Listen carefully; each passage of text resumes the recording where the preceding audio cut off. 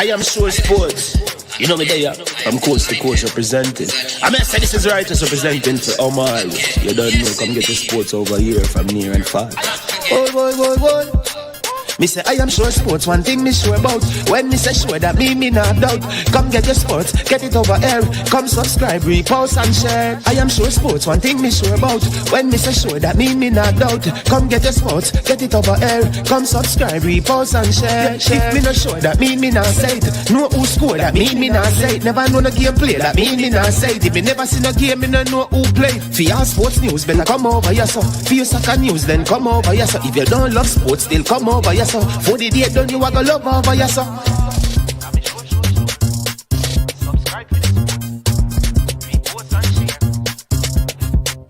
So when it comes on to behavior concerning football, Jamaica is decent.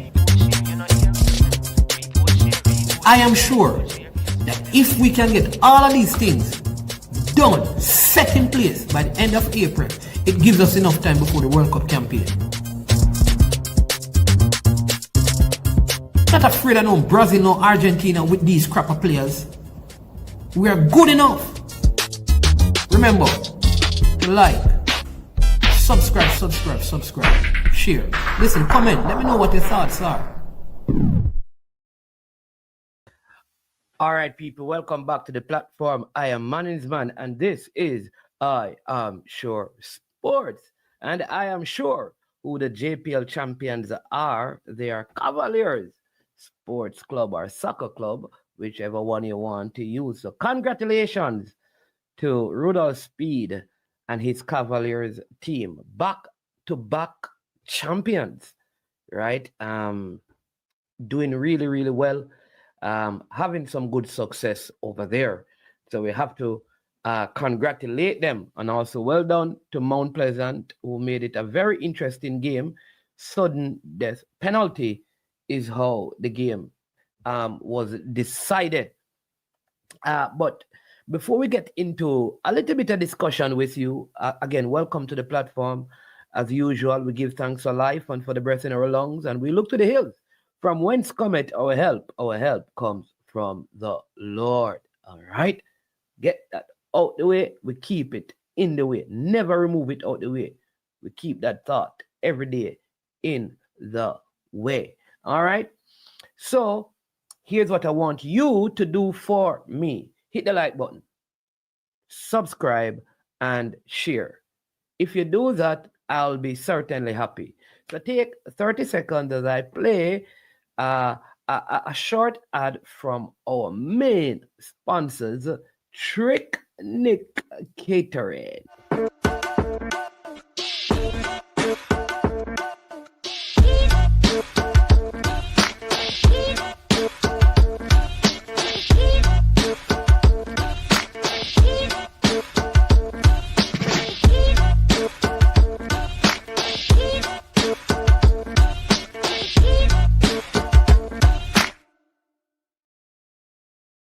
All right, there you go. Hope you use the opportunity to hit the like button. So let's get in some of the content now. What we're going to talk about. Again, I thought it was two well-coached teams. You can tell that these teams took a lot of time to analyze how each other played. You can tell that the GIS system that Mount Pleasant have in place was working, because you could have seen them making some adjustments in how they played and how they build out the back, how they all of that stuff. You could see that.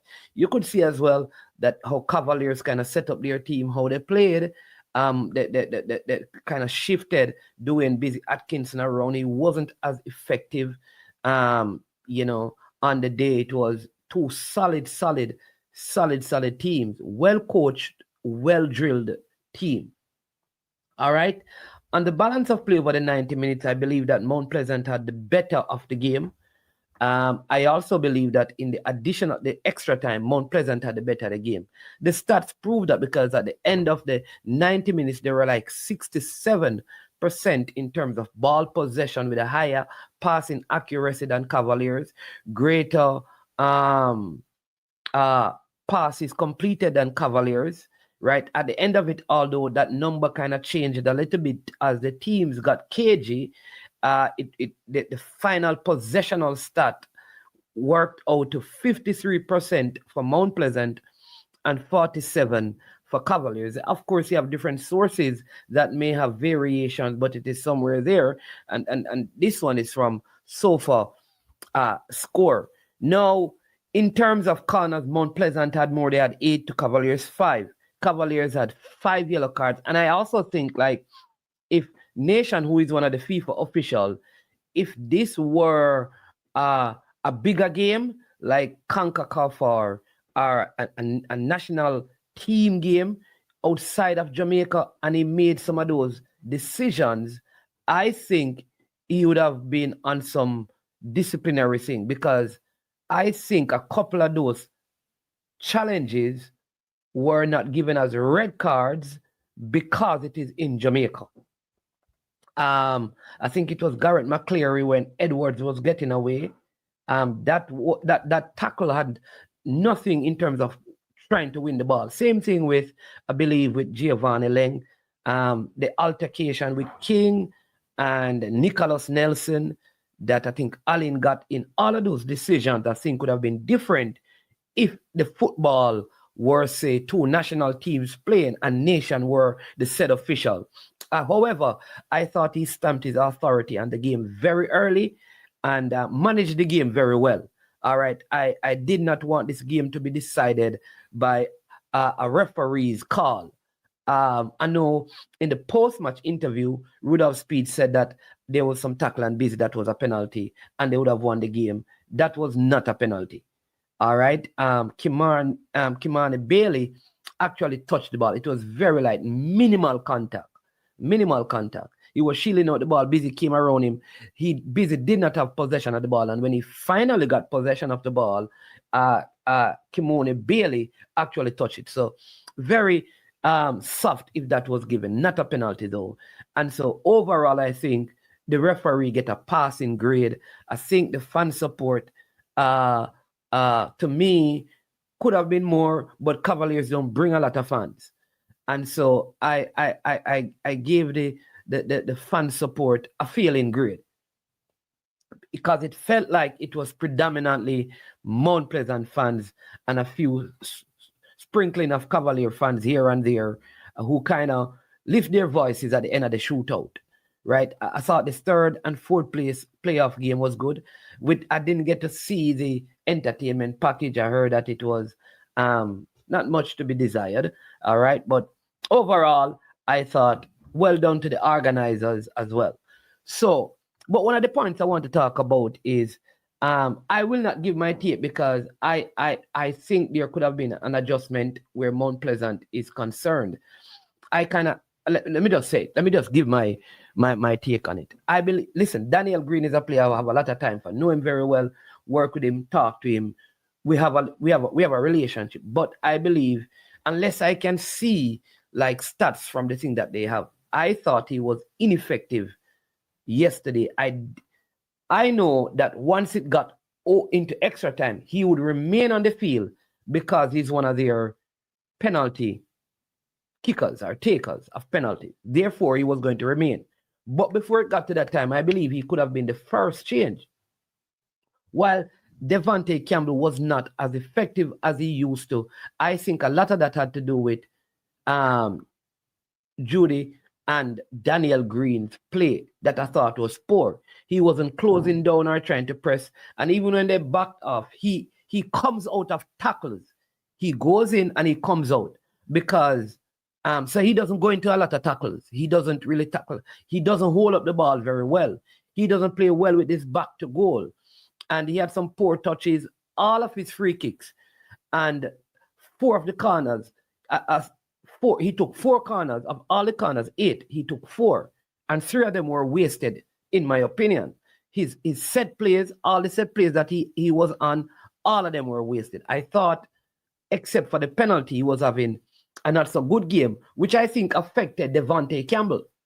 I believe, and just based on what I saw, and I was in a group and I was saying that I think the substitution could have been bring on the same Edwards, but remove Daniel Green in the game. I also felt like Nicholas Nelson, who who I did a video recently and I spoke about this. I think he has the most potential of all the players who play in attacking position in Jamaica.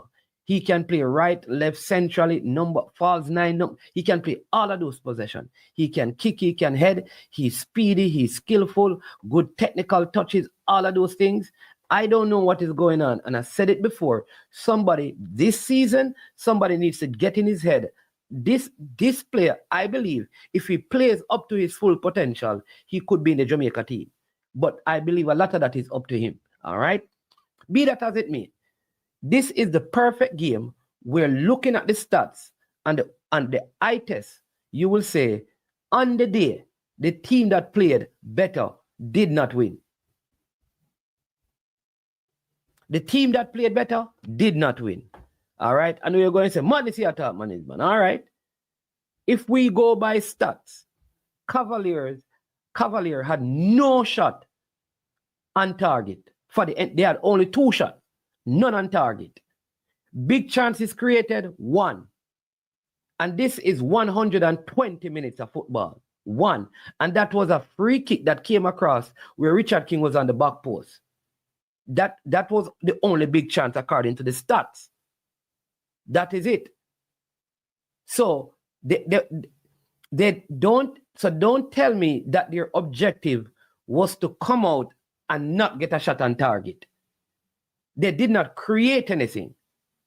They won the game, and kudos to them, because I think Speid used what he got to get the desired result. They are the winners. But when you look at it, Mount Pleasant created opportunities after opportunities and did not put them away. So in terms of chances created, they were ahead.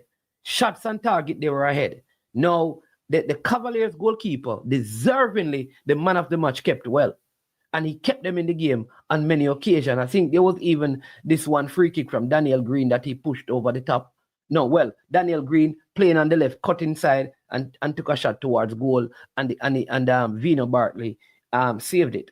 So I think Cavaliers really, they just their heart and their desire that they stood without making any substitution, without having a deep bench. You have to give credit to them.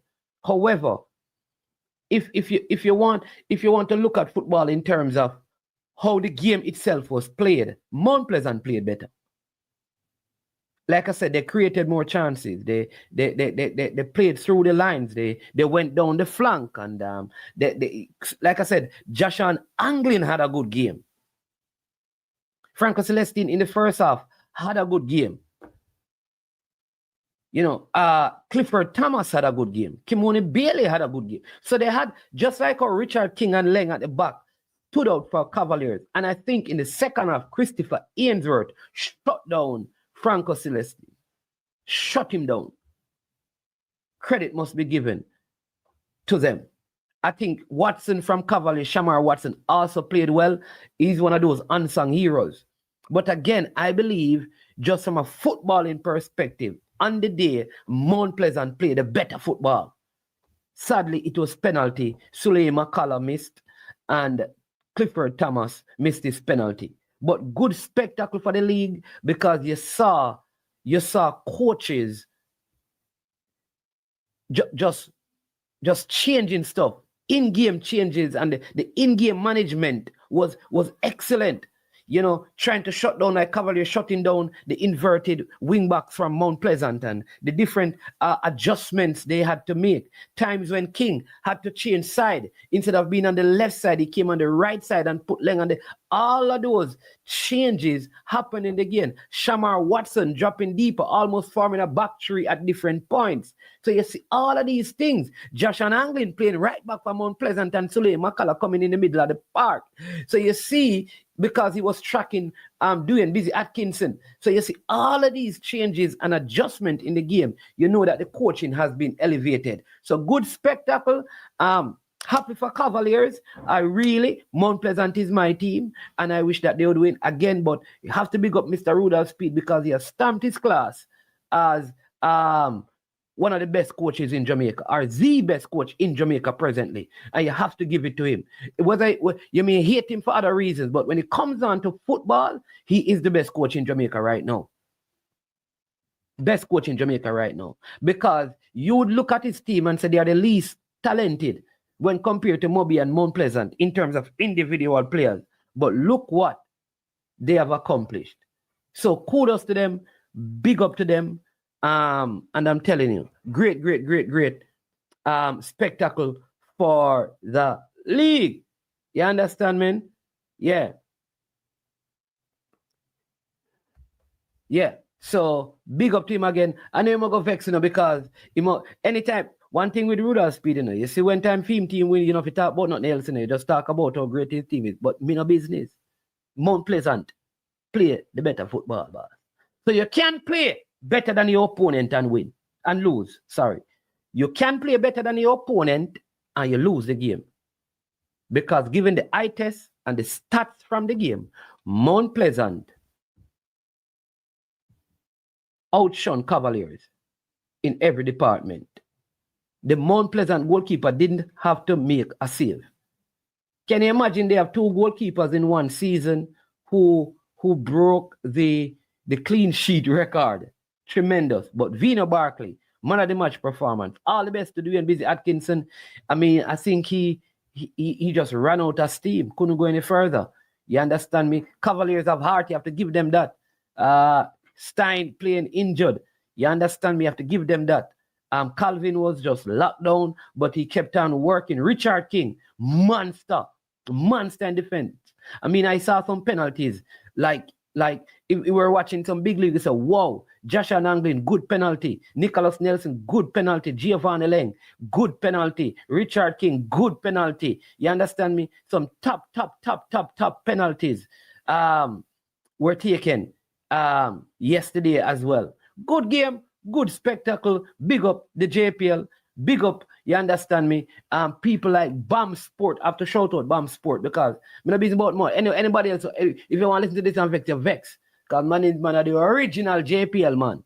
And original JPL man, a man is man. I am sure sports. That's how the channel start. Original JPL man. And bam, I run the thing now. Some man I want to get credit where credit is due. Big up on yourself. Big up on yourself. Hit the like button. I'll let me know. Just hit the like button. I am management. This has been I Am Sure Sports, and as usual, when it gets to the end of the program, we say we are over and we are OUT.